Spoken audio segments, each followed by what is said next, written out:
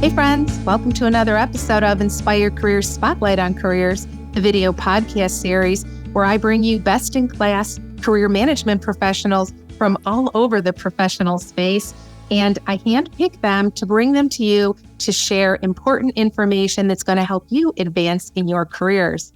And I'm so proud and excited to bring to you today Kelly Cultrara, President of AP Professionals located in Williamsville, New York. Welcome, Kelly. Thank you for having me. I feel like this is such a treat. I've been following you forever and I love your content. So being on here is such a gift. Well, we have been trying to coordinate this for a while, but you're a busy lady and I am so thrilled. So thank you for being here today. And everybody that maybe I have worked with or that you've been following me, this is going to be a real important one because Kelly runs an executive recruitment firm. And as we always talk about, hearing it right from the people that are out there doing the work, recruiting people, making matches between employers and people, you're going to want to hear what Kelly has to say. So let's get into it. Kelly, why don't we start off a little bit by, if you could tell our audience a little bit about yourself. You have an incredible career story, but before we do that, I'd like to lay the foundation by introducing you a little bit so everybody can kind of know a little bit about what's happening with you, okay? Sounds great. All right. So this is my friend, Kelly Cultrara. And with over 20 years of experience in the recruitment and staffing industry, Kelly leads the operations of AP Professionals in the Walker Center in Williamsville, New York. Originally, she started out working in corporate a long time ago, but we ladies, we don't talk about how long ago. Starting out at Robert Half, and she wanted to really work in an organization that put people above profits. And she joined AP Professionals back in 2004. In 2016, she became an equity partner in the Advantage Business Exchange, a trusted one-stop venue for all consumer, commercial, and government clients by enabling direct access to all of our premium resources. Kelly right now has a growing organization, and she's going to tell you a little bit about her very dynamic team, but they have several niche markets that they specialize in: sales, marketing, HR, accounting, engineering, and she's going to tell you about their big national expansion. So much to talk about here. But I really want you to understand with Kelly, she knows the Buffalo market, but she also knows the expanding market. Kelly has been in the industry so long. She knows the work people do. She knows what employers are looking for. Remember, folks, when you're listening to this, the clients are her employers. She's trying to make that great match for them. She knows what people need. And she knows when she's looking at resumes and she's talking to people, she knows what they're looking for. So Kelly, because she's so ingrained in the community, is very active in volunteerism. And she won't brag on herself, but I'm going to tell you a little bit about her. Every time I log into Instagram and LinkedIn, she's somewhere raising money for some wonderful cause, putting her time and energy behind it. And three of the ones that I know that are most treasured by Kelly that she puts her dear self into are OLV Human Services, Upward Design for Life, and the 50 Fabulous Giving Circle, of which she is a founder as well. Too many to mention here. That's not what today is for, but I want you to know that Kelly is deeply ingrained in the community. She gives back more than she takes, and she does that and leads her team as well. So Kelly, why don't you talk a little bit about yourself and tell us a little bit about AP Professionals and share your journey with us so that everybody gets a sense that you are the professional, you are the expert in this space. Wow. Well, thank you so much for that introduction. I don't even know how to unpack all of that. Except you got me excited to let me first tell you, yes, I started in corporate. It's actually like 26 years ago, and I'm aging myself, but that's okay. It's been my whole career, and I think I've told you this. I still pinch myself every morning that I get to come and do something that I love. I'm helping people. I always wanted to be a nonprofit when I was young. I thought that's what I'm going to do because I want to make a difference in people's lives. And I kind of fell into recruiting. But I do actually get to impact people's lives by connecting great people to great opportunities, by helping companies. We affect their bottom line by bringing them the best talent, and then by using my platform that I've developed here for giving back. So I still get to do nonprofit, but I am in a for-profit business, which is our staffing agency. And I quickly learned from corporate, and it was the best training and the best way to cut my teeth. And they send you to other cities to train, and it's just amazing. But when you look at a Buffalo market like Buffalo, it's all about relationships. And I knew then that I wanted to work for a privately owned agency, which I've always touted to our customers. We are locally owned and operated. We are a boutique firm by nature. You go to a boutique when you want first in class, personalized service, unique. We are very collaborative with our clients and with the candidates that we represent. And that is super important to us. The experience that the candidates and the clients have with us is always a priority. So I came here, I actually got recruited to come here in 2004, as you mentioned. So I'll celebrate 21 years with our company April 1st.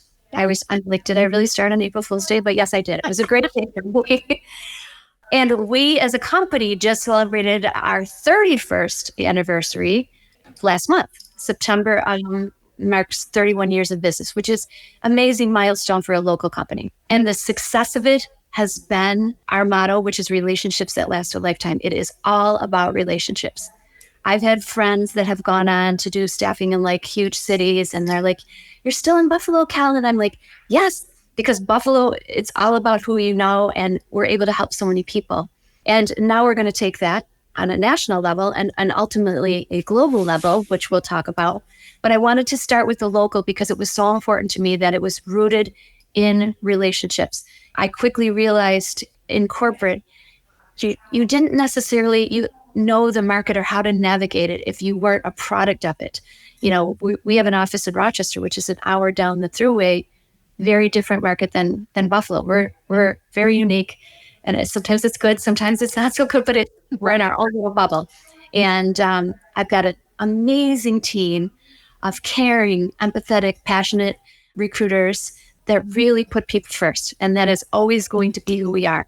We're warm, we're welcoming, and we love to connect to people. So again, that excitement that I have about what I do, I want people to feel that when they're going to work. And I posted something yesterday, I think on LinkedIn about, I love helping people because I don't want them to have the Sunday dread or the, Monday morning blues about going to work. Like, I can't wait to go to work because I love what I do. And I want to make sure that I'm connecting people to opportunities that they align with for fulfillment and purpose and success. Let me just preface this by saying that is exactly how Kelly and I know each other. I'm me as a career coach and helping people try to find jobs, getting their career marketing materials ready. Kelly is that connector. Kelly is the one, the matchmaker. Her and her team are the ones that know what the employers are looking for. They are the ones that have many of these opportunities that you're not going to find elsewhere. You mentioned relationships, Kelly. Can we talk about that a minute? Because when I talk to my clients, or I'm talking publicly, whenever, I'm always talking about networking conversations, because people get a little nervous about the word networking, but it's about talking to people, and they're so reluctant to do that. Yes, you're right. So can you talk a little bit about that, about how that really is the secret? Because you are warm and welcoming, but people are resistant to do it. So can you encourage them a little bit and maybe try to get people out of their shell and help them understand that talking to people is the key to finding these jobs, and it's not behind LinkedIn pressing the button? I can't believe you said that. I actually was thinking about that. I thought maybe you were going to ask me about, how to prepare your resume. Everybody's so focused on keyword searches. No. No, it's not working. It's not working. And that's really where I come in. But I would even tell people to get involved, even if a recruiter reaches out to you, let's say, because you have a great skill set and you may be very happy where you are, and that is great, and you tell them that. But it's not a bad thing to start forming a relationship with that recruiter if it's someone you feel comfortable with and that you can build trust with, because there may come a time when you need somebody, and it's nice to already have that relationship. But what I always tell people is you've got to start networking. Your own network is always your best advocate, right? So start networking with your peers, start networking with people at companies that you maybe one day might want to work for, get into similar groups of people that have the same type of roles that you have. Like, there's so much out there, and it's so easy to connect now with platforms like LinkedIn. You don't always have to physically go somewhere, although I encourage that as well. But networking and talking to people is key to finding jobs these days. It really is. And so I love that you brought that up. That was going to be something that I was going to highlight. Yeah, and I'm glad you talked about building these relationships, because I find, and no accusations to anybody listening, but you might hear yourself in this, is that I find people oftentimes are short-sighted. If they're what I call fit and happy in a job, they do not respond to the recruiters that reach out, or they say, well, I don't need to update my LinkedIn profile, or I don't need to go to that event, or they keep their network very small and they're not necessarily laying out that good karma. They're not doing these additional things. And listen, folks, if it hasn't happened to you yet, it may one day that rug gets pulled out from underneath you. I have been there. I have been there more than once. And you just don't know. And you are your only advocate for your career. Your company will not take care of you. Don't think they will. For the one that does, the other 9 do not. So you have to advocate for yourself and take care of yourself. It's your responsibility. And that comes by starting relationships. It comes by giving first before you are asking for favors, so that when you do need to ask for the favors, you have the equity in the bank. Right, Kelly? 100%. You're right on the money. And developing those relationships, which almost can become support groups, in the event that something horrible like you're talking about happens, where the rug, and I see it all the time. I mean, I have people come in here in tears, and it's devastating. But having that network of support and people that know who you are and what you bring to the table, those are going to be the people that really help you. It's not just people like me, but it's just your own network. But again, going back to, and this is not a pitch for myself, but I've learned this, like, I didn't know the value of a recruiting firm or a recruiting agency when I was like in college.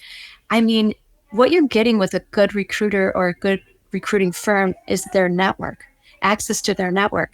People like you, me, we will use, if somebody wants an intro or finds that I have a connection to somebody somewhere, I will use that for good. And so it's not just me you're getting my whole team, you're getting all of our networks. It's super, super important. And networking, you have to practice. Some people, it's not as natural. Like I actually, people laugh when I say this. I actually consider myself a little bit shy. I'm social, but I'm do you know what I mean? I'm fascinated by people and what makes them tick and what makes their eyes light up. Like if you come in here for an interview with me or somebody on my team, we're looking to see the spark in your eye when you're talking about something that you love to do or what your areas of strength are. That's something that you have to practice. So not everybody, some people are introverts and it's not easy, but you can start slowly building a network of people you feel comfortable with. And it just keeps expanding and you learn so much from people, right? So such an important thing. I actually just saw a statistic. I didn't know if you'd ask me what the hot industries are right now, but let me tell you, we are so busy in manufacturing, advanced manufacturing, engineering. And one of the skills that companies are saying that are really missing are the soft skills. And, the technical skills are there, but the soft skills. So you've got to be developing those. And that's your communication skills. It's oral and written, but talking to people, being collaborative, being, somebody that can work well on a team, being creative. So you've really got to keep developing that, because there might come a time where you're going to really have to highlight that. So sometimes it's just pushing yourself out of your comfort zone. You raise a great point, Kelly. When you go into these jobs, it isn't just about your technical skills, because you do have to function on a team. And listen, folks, we all got a little complacent, I think, during COVID for that period of time when we were very comfortable hunkering down at home. And then, there was a while where socially we kind of pulled back. And Gen Z and Gen Alpha out there that don't know anything beyond their phones and socialization, this ability to get out and to talk to people is critical. Whether you're managing people or maybe you don't want to manage people, just working on a team, you have to be able to influence people. You have to be able to relate to people. And this is going to be a hindrance in your career, isn't it, Kelly, if you're not able to do those things? I couldn't believe, I can't remember what the percentage was. It was high, but it's the biggest skills gap for companies hiring for manufacturing positions. And it's unfortunate because I think, schools and universities, they really push the skill set and the technical skills, which is great. But without the soft skills and the communication skills, all those intangibles, you're going to be competing against a lot more people, and that's going to make it difficult. It is difficult right now navigating a job search. One thing I can tell you, Kathy, it's so important to me to stay grounded, I need to know what people are going through, what their challenges are. There's like an emotional piece to a job search that we help walk them through. But when you don't have that, I mean, it's deflating. And people come in here so they're like, I've sent out so many resumes and I haven't heard back. And you cannot take that personally. The system is broken sometimes. You have to be resilient, but you've got to organize yourself, right? Some people do it through an Excel spreadsheet. I'll tell other people that are not super tech savvy, keep a journal, but list out all your companies. But one thing I tell them to do up front is when you're starting to think about making a move, you have to do some self-awareness sessions and really think to yourself, like, what's important to me in my next employer? What values do I have that I need to see a company displaying? What kind of environment am I going to excel in? And this is something we're getting into, actually, which I'm really excited about. It's called cognitive assessments. So there's 3 areas of your brain. There's the cognitive, that's your IQ and your intelligence. There's the affective, and that's like your emotional intelligence, also very important. But then the cognitive, which is often people disregard, but that's really your intrinsic motivators, your drive, your behavioral patterns, how you approach work. It really, if people would go through this kind of assessment early on in their careers, it might save them years of frustration and because maybe they're aligned with something that is totally going against their natural abilities. Like, you're either working in alignment with your brain or you're working in strain. And so we're trying to get people to understand this, doing this self-awareness techniques where you really understand how you work in your best, at your optimum. And you make a lot more career-informed decisions knowing yourself like that. So I'll tell people, make a list of companies that you're interested. Let's start there. And then we'll go on those sites and we'll search to see what jobs are available. And it's a process. Sometimes you got to keep searching, but when I would prep people for interviews, and every good recruiter does prep you for that, but I would always tell people, find something about the company that connects you to that company. Not just why do you want that job? We know that you're good. This is your skill set. This is what you like to do. But why do you want to do it there? Why do you want to work there? And that is super important. And that is actually going to make you stand out too. When somebody comes here and tells me specifically why they want to work at AP executive staffing, and they give me like these guys, I am so, they rise to the top of the list, right? Because they've already made a personal connection of why they align with what we do and how we do it. Yeah. I am so glad you talked about the values piece and that pre-work, right? That work that you do up front. And anybody that's worked with me, you will recall our exercise of our negotiable, non-negotiable list and our targeting companies. And we do these as sister exercises, sister worksheets is what I call them, identifying what's negotiable for you and non-negotiable for you in this next must-haves and nice-to-haves. And then targeting companies that can give you those. It can be a great company to work for, right, Kelly? But if it doesn't give you what you want, then it isn't the company for you. It won't be long-term. And that's exactly right. Kathy, you're speaking my language, because what you're doing with candidates, I'm doing with clients.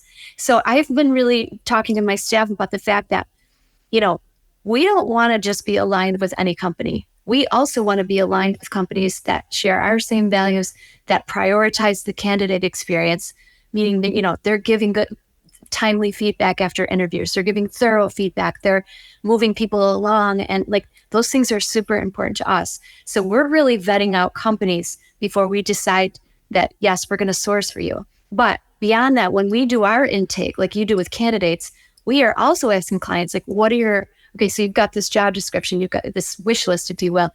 What are your must-haves? And then what are your nice-to-haves, right? So if you're doing that with candidates, we're trying to do that too, and we're doing that with clients, it's a lot easier to make the matches, right? And these are the long-term matches. When I say Buffalo is, it's all about relationship and reputation, we're looking for long-term partnership. So we're not about churn and burn, and we're looking to align everything. So yes, skill set, believe it or not, is probably the easiest. I can see where an algorithm can match a skill sets and do the keyword search and, with the job description, but we get to know people so much better and really understand where they're going to excel, what kind of environment they're going to respond to, what kind of management style they're going to respond to, what kind of company is going to connect them to purpose, right? Because that's what most people want. What we do for our careers affects our personal lives. And so making sure you're in alignment is so important. Yeah. So I love the coaching that you're doing. And I encourage people to do that pre-work and to meet with you to build confidence. When you're self-aware and you know what you want, it's so much easier to go into these companies positive and be able to articulate that. And now that you've said that, one of the things I might recommend, because everyone now and again, I talk about activating our networks. There are certain people that I'm working with that I provide personal introductions to you. And I say, I think they're ready to meet with you, Kelly. I think this is the right time for them to be able to meet with somebody in your organization. And if you know who you are, you know who you are. But what I think I'm going to do next time is I'm going to say, when you get that appointment, take your negotiable, non-negotiable list, take your target company list in with you. You've already done this work. When you go in to meet with Kelly or for someone on her team, take it with you. I haven't done that part of it before. And that'll be the next thing I tell them is to you've done these exercises. That's going to help and, get these conversations going and help, give a leg up on the work that you're doing there. And we're going to reinforce that all the work that you've done. I mean, because, and practice, right? It doesn't matter where you're on your career. I just had somebody in here that was, I'd been at the same company for 23 years. And he just admitted that he was a little bit nervous. He had even interviewed in his past role, but to be on the other side of the table now where he was interviewing, Sure. It was intimidating to have, you know what I mean? But when you do that pre-work and when you really are prepared, and like I said, study the website, find something that connects you to the company, gives you good questions to ask, you will be so much more relaxed. And oh, by the way, this is such an old piece of advice, but I give it to people to this day. There's nothing wrong with being a little bit nervous. I think it's actually shows how much you care. And I tell people to be upfront about it. Like, I haven't had to interview. And I mean, I've been doing this for my whole life. I'm trying to think, would I be nervous if I had to interview? Maybe. And I would just probably disarm the interviewer by saying, I'm slightly nervous. I haven't had to do this in 2 decades, but I'm excited. You always want to bring positive energy but there's nothing wrong with being honest and kind of like opening that up. Because I promise you, the interviewer will then do everything they can, in most cases, to relax you and disarm you. They might be nervous too. You never know. People are just people. Absolutely. Absolutely. Let me ask you this, because I want to talk about something else about some of the exciting things that you're doing. But let me ask you this. We were talking a few minutes ago about the job market, and you were talking about some of the hot jobs out there.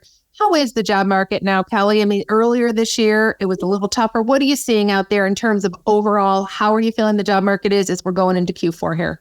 It's difficult. I'll tell you what, when you look at the normal indicators and you look at the unemployment rates and things like that, which are skewed, I would say, by all those metrics, it would look like we're in a relatively healthy market.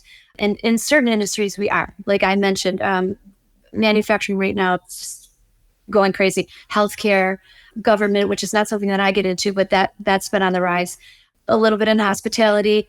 Our accounting and finance areas have kind of just plateaued, but they're still steady. But there's a lot of areas where we're seeing decline too.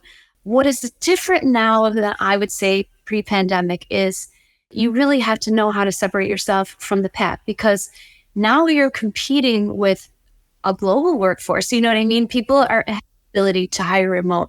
So you might think you're applying for a local position, and there could be candidates coming from all over, depending. We don't see a ton of remote positions here in Western New York, but I am seeing them across the country. And so it's very competitive.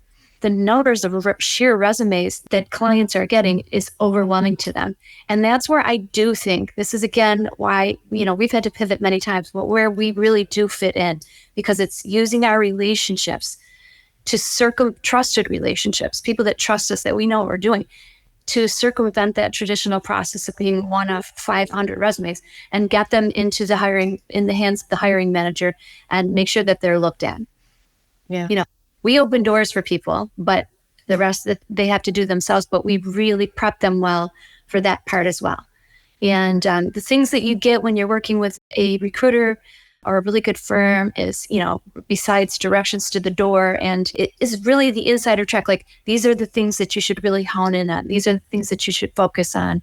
These are their non-negotiables. So you want to demonstrate that you have experience with this. And again, I touched on keywords, but people love to put all the buzzwords and the keywords for searches on their resumes.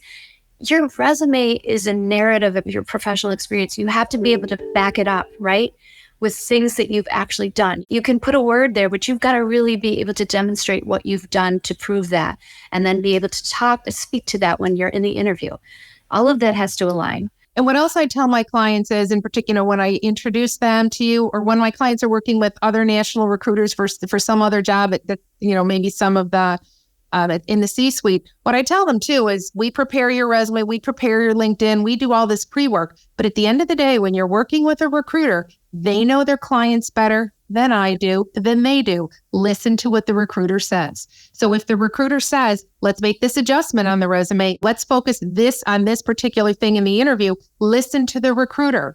So there is adjustments that need to be made along the way. Right. And so when you're dealing with a recruiter, you need to recognize their expertise, and you need to say, okay, this is where I'm starting, but listen to what they're telling you, right? They're telling you these things for a reason, because they are there to advocate for their clients and to make these good matches. And if you're not listening and you're not willing to make the adjustments, then maybe you're not the right person for the job. Absolutely. One thing that I've been really proud of that I think really differentiates us in the industry is we meet everybody that we represent, and we don't take shortcuts on that. I can't tell you how many times that we'll send a resume somewhere and, we've already talked to the person. They're like, no, I've never applied there. I've never, sometimes they've never even heard of the company. And then the client will tell us that, oh, another agency sent us their resume. And I'm thinking, how can that be though? How did they, they're just taking resumes and sending them and seeing what sticks, where we've really taken the time to get to know people. For me, it's about positioning, right? Some of the best people that I've placed didn't necessarily interview very well, let's say. They were nervous, but I was able to say to my client, they're going to be nervous at first, but once you get them warmed up, you're going to be blown away by what they bring to the table. Or, it's letting them know, no, they're not going to blow you away in the interview, but wait till you really understand the loyalty and the work ethic and the skill set that they bring to the table. I believe in positioning. If I were to tell the client, oh, this person's amazing and you're going to absolutely love them, and then they don't wow them in the interview, I've done that candidate a disservice, right? So I have to get to know people. What are their challenges? Where do they think maybe some of their experiences, they've gotten to a certain round and then they'd never make it past that? I'm going to coach them around that. I'm going to give them advice around that, but I'm also going to position them with the client for success. Yeah. And clients too. Absolutely. And let's talk about something else, Kelly, because people think about getting the job, right? That's what we're talking about, recruiting, getting the job. But the real goal is not getting the job. The real goal is keeping the job, being successful at the job, right? And I always equate it to people, it's all this wedding thing, like everybody spends a year and a half getting their wedding location and sending out invitations, but who's paying attention to the marriage, right? So it's the same concept. So people want to be successful. So really, it's about how are you going to be successful in that job? It's not just about landing it. And that's what you're saying, creating that longer term match. But also when they get there, let's talk a little bit about some of the things that AP is doing in terms of helping people in the workplace, in terms of making them successful, wellness in the workplace that's going to help both the employer and the new person coming in, the new employee coming in terms of productivity, in terms of engagement. You guys are doing something nobody else is doing. Tell us about that, Kelly. I'm doing something no one else is doing. And and it's funny because I always would tell people, I'd interview people in the wellness world and I'm like, in another lifetime, that's what I wanted to do. And then one day I'm like, why can't I do it? I could do it now. And it's like, it actually goes hand in hand with workforce solutions and bringing talent. I keep telling clients, we can bring you talent, but now we want to help you keep that talent, retain that talent. We want to help you keep that team high performing. We want to keep your team healthy and engaged, right? There's a small percentage of employees and companies often that are doing the most work. How can you get everybody really engaged? And wellness is the key. And it's so needed in companies. I think some companies are really starting to come on board. Others don't know they need it, or they might, they're hesitant. They're so focused on other things, but even at the leadership levels. So we're not just talking the talk, we're walking it. And I hired somebody who's like my wellness director. And first week on the job, I was like, let's do a little session. I'm having a chaotic week. We went to a conference room. 15-minute session. So it wasn't like it took us out of production for a long time because we're busy. And we just did a little guided meditation to start, and then about 10 minutes of like some deep breathing, breath work, which is totally calms your nervous system. And Kathy, when I came out of the meeting, I came in all in a frenzy, got a million things to do. Didn't really have time for it, but I knew it was going to benefit me. I came out, my body was so relaxed, number one, but I was so focused. I was laser focused. I got so much to accomplish the rest of the day. I felt amazing. And it's also going to keep me healthy. We all know that stress is a killer. Stress is what leads to burnout, to breakdown. Companies spend so much on companies breaking down and having health issues and being out of work on planned days. Companies that are committed to employee wellness will see such a return on investment. It's retention strategies, it's succession planning, it helps with recruiting efforts, because employees are starting to look at that now. What are companies doing to keep their employees healthy, right? And we talk about everything. I talked about the breath work and the meditation, but we talk about all kinds of stress relieving tactics. We talk about nutrition. We talk about prioritizing sleep. I don't think people think about that. I've always considered that part of work ethic. Like, if I need to get good sleep so that I can operate at my best every day. We talk about financial wellness. We talk about ergonomic desks and, making sure that they're in settings, setting them up for success. There's just so much to it, but just the fact that your employer would care enough. I just did a coaching session, as I was saying, a mentoring session to somebody, big company she's at. And she told me that they have somebody there that, once a week, and it's optional, but we'll say, come up to the third floor for 20 minutes and they do a little meditation, and people love it. And it can change your whole day around. Like, those things are really important. And the companies that care about their employees will invest in something like that. It's actually really simple. And then pushing nutrition and things that we should be talking about anyway. It's just exciting for me. It's exciting for me to bring this to our clients as another service. And, oh, by the way, we're doing it here. And it's making my team happier. And I would go to all these seminars on how to maintain a high-performing team. And they were great. There was a lot of great advice, but they never talked about wellness. And that is like top of the list. I want my people to be happy, healthy, engaged, energized every day. So I'm always, we do a lot of funny stuff here, but we do gratitude posts.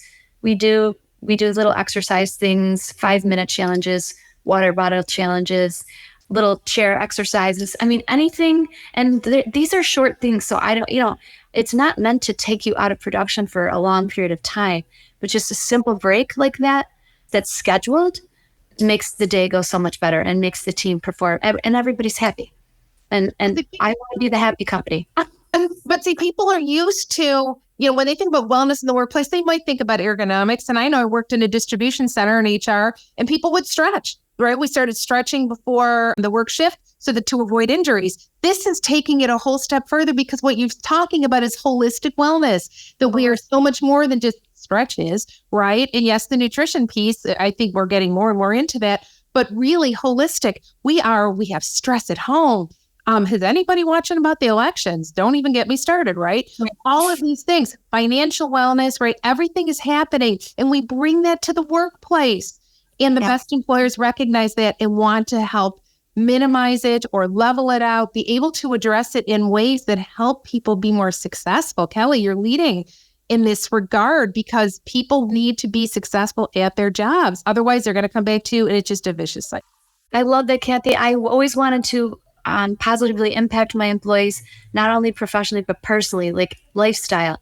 Our careers as recruiters are lifestyle careers. We could be working, you could be at a family party and somebody's asking you about the market or whatever. So you're kind of always on. But I've always told people, like, going to work should be kind of an outlet from your personal life, and then going home should be an outlet from work, right? But you have to try to be healthy in both places. The practice works both ways. Like, learning how to balance and control your emotions at work, because when you're stressed at work, you take that home with you also. Mm-hmm. And that again goes back to being in alignment with what you love to do and how you love to work. Everything goes together, right? And we all want to be healthy. We don't want to sacrifice our health for work. People are afraid of the word stress, by the way, and I'm trying to debunk that. Like I draw this like curve and, here's where you're working at your optimum right at the top of the curve, right? If you're, otherwise you're down here, you're like, you're not motivated at all. If you're over here on this end, you're having a meltdown. We don't want that either. We want to be up here. So stress is not necessarily a bad thing or pressure. It motivates you to be your best, but it's just balancing. It's just knowing how to motivate your team and how to keep them working at that optimum pace. So I'm like, this is the most exciting thing in a while for us. And it goes along with our cognitive testing too, where we're starting with how do you work? What kind of environment do you work well in? How do you approach work? And, being able to coach them around that. All these things actually go together. And all we've been hearing from clients, aside from how do we attract the top talent, and we can help them with that, but how do we retain them? Retention is a huge problem for a lot of companies. And we all know that the key to a company's success and bottom line is the people that you bring to the table. So you need to take care of them. And I've always believed in that. And everybody defines success differently. But I always said, if we are doing great work and everybody here is healthy and happy and managing stress well, and we're doing great things in the community, we're successful. And it's working. It is working, and it's working so well that I just want to take a few minutes because we're almost out of time, but I want to talk about your expansion. We've talked a lot about Buffalo, but you're getting bigger, and you've talked about going national and even going global. This is super important. I want people to understand the reach that you have here. Let's take a few minutes before we end here. Tell us what's going on. This is exciting too. You're right. I keep saying this is the most exciting. They're all excited. It's a fun time right now. But one thing that I always tell people, and I said locally owned, locally operated, we're the headquarters here, but we've spawned all these other staffing offices in different parts of the country, but we've always been part of something bigger. And it was the Advantage Group of companies, which is an empire, and it already is international. But we've really come together now, and we're like, we're operating as separate silos. Now we're coming together as one and like all using our resources, pooling together, building out our networks and all these different demographics. And, for me, I was a little worried, like, because I'm so touchy-feely and I want everybody to come into the office, but we are building networks of agents across the country, and we will have more boots on the ground offices. Some of them will be virtual, but some of them will be real offices. And I couldn't be more excited. It's just bringing like-minded people to, and I'm willing to talk to anybody in any state that wants to get involved. And we could talk about our program, our partnership program, but it is really exciting to take everything that we're doing here nationally and ultimately internationally. We want to be AP global. So that's where we're headed. Well, I'll think what, when you get there, like once things start being implemented in that, please come back. Let's talk about that again so we can actually talk about what's happening and all the difference that you're making once you're actually executed with that. I want to hear all about it and I want to share it. I will definitely come back, but you're coming with me. I mean, we're running. This is the year I said of partnership. I am all about partnership. It makes sense. I've never talked to so many potential partners in different areas where it just makes sense to combine resources and like, how can we help leverage different things for our customers? So we're able to offer our customers so much more. We've never really been standalone staffing agency like most of our competitors. We've always offered other things, but now we're scaling. And it's really exciting. And I think companies are seeing the benefit across the country. So yeah, we will to be continued. To be continued is right. I love that. All right, listen, folks, we're going to have to go. Kelly's got a lot going on, and I am so very grateful that she shared this with us today. And if you want more information about the type of jobs, please go to the website. I'm going to share it with you here. We're going to have it right underneath Kelly's name and when we have this posted, but go to their website. They often have these jobs listed there. You can apply for that. You can look at the jobs posted. You can submit your resume, contact the company right directly on here. That should be part of your job search as well. So we're going to provide that information. But in the meantime, Kelly Cultrara of AP Executive Staffing, thank you so very much. I'm so glad we finally got to do this today. I want to. I didn't know it would be so much fun. Well, we are a good time. We are a good time. I appreciate you sharing all this excitement. You do have a lot of excitement. I feel it when I walk in your offices. I feel it when we're together. And I know that our people watching this and listening are going to feel it. So thank you so very much. And thank you for sharing your expertise about the job market. People wonder, they ask it all the time. And when they hear it from people like you, they know that they're getting the straight scanning. So thank you so very much. It's going to turn around. Thank you so much. Thanks for having me. I had a ball, and I'm willing to come back anytime. All right. Love it. All right, folks, remember, as we're finishing up here, check out Kelly's information. We're going to post all her socials too. Remember to ring the bell, subscribe here so that you can get information as we drop all of our new podcasts. And in the meantime, until we meet again, live inspired.